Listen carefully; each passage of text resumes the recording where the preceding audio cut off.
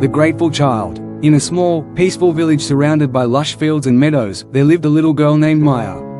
She was the daughter of humble farmers, and though her family had little in terms of wealth, their home was filled with love, laughter, and warmth. Maya's parents worked hard to cultivate the land, and they taught her the value of hard work, kindness, and, above all, gratitude. One evening, after a long day of labor in the fields, Maya's parents prepared a simple meal: rice, a few vegetables from their garden, and a small piece of bread. They sat down to eat together at the table, weary from the day's work, yet content with the food before them. As they began to eat, Maya looked up at her parents, her big eyes shining with appreciation. With a gentle smile, she placed her small hands together in a prayer-like gesture and said, "Thank you for this meal, Mother and Father. I am so happy we have food to eat. It fills my belly and my heart." Her words, simple and sincere, filled the small room with a quiet sense of peace. Her parents smiled at her, their tired faces softening as they heard her gratitude. But as they ate, they couldn't help but think about the challenges they faced, how hard they worked to grow the food, how the seasons sometimes didn't provide enough, how the future always felt uncertain. They had known many times when they had very little to eat, and the weight of that hardship still lingered in their minds. Maya, however, seemed unaffected by these worries. She continued to eat her meal slowly, savoring every bite, and after each mouthful, she would say, "This is so good. I am thankful for the warmth of the food, and for the hands that prepared it." Her words, though simple, struck her parents deeply. Her thankfulness was so pure, so unburdened by fear or concern. It was as though, in Maya's eyes, the food was a gift in and of itself, not something to be taken for granted or only enjoyed in moments of abundance. After dinner, as they sat by the fire, Maya's father, Arjun, looked at his daughter with a thoughtful expression. He had been carrying the weight of the farm's troubles on his shoulders, and the uncertainty of tomorrow had often clouded his gratitude. The struggles, the droughts, the unpredictable weather, all of these things had made him focus on what was lacking rather than what was present. "Child," Arjun said, his voice soft and filled with reflection, "you remind me of something important. You find joy in what we have, no matter how little it may seem. I have spent so much time worrying about what we do not have that I have forgotten to appreciate what is right in front of me. Your simple thanks for the meal tonight has shown me that contentment comes not from what we wish for, but from what we already possess."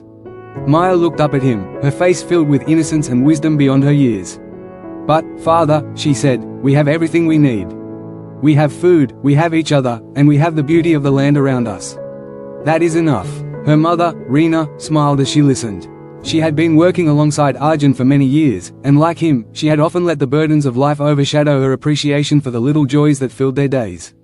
She had forgotten, too, how to be truly grateful for the simple moments. "That's right," Reena said, taking Maya's hand. "We have more than enough to be thankful for. Perhaps we have not been seeing things as clearly as we should." The next day, as the sun rose over the village, Arjun and Reena went to the fields, but this time, they walked with a new perspective. They noticed the dew on the leaves, the sound of birds singing in the trees, and the warmth of the sun on their skin. They appreciated the soil beneath their feet and the simple satisfaction of tending to the land. Their hearts felt lighter, their steps more purposeful, and their work seemed less of a burden and more of a blessing. As the days passed, Maya's gratitude continued to inspire her parents. They no longer took their meals for granted, nor did they complain about their struggles. They celebrated the small victories, when the crops flourished, when a storm passed without damage, when they could share a meal together in peace. And every day, they gave thanks for the gifts that life had already provided them.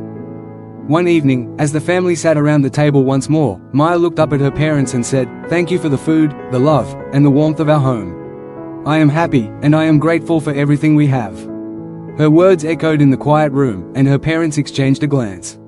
They realized that true happiness did not lie in accumulating more or longing for what they didn't have. It was in the appreciation of what was already theirs, the food, the love, the laughter, and the moments of peace. From that day on, Arjun and Reena carried Maya's lesson with them. Contentment is not something to be sought in the future or in material wealth, but something that is cultivated in the present moment, through gratitude. They had always had enough, they just needed to see it. And so, the simple thanks of a child transformed a family's life, teaching them that when we focus on what we have and express gratitude for it, life's gifts feel abundant, no matter how modest they may appear. Maya's gratitude, like a seed planted in fertile soil, grew into a lesson that would remain with them for the rest of their days.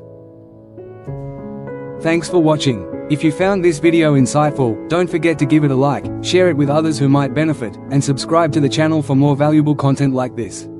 Hit the bell icon so you never miss an update. See you in the next video.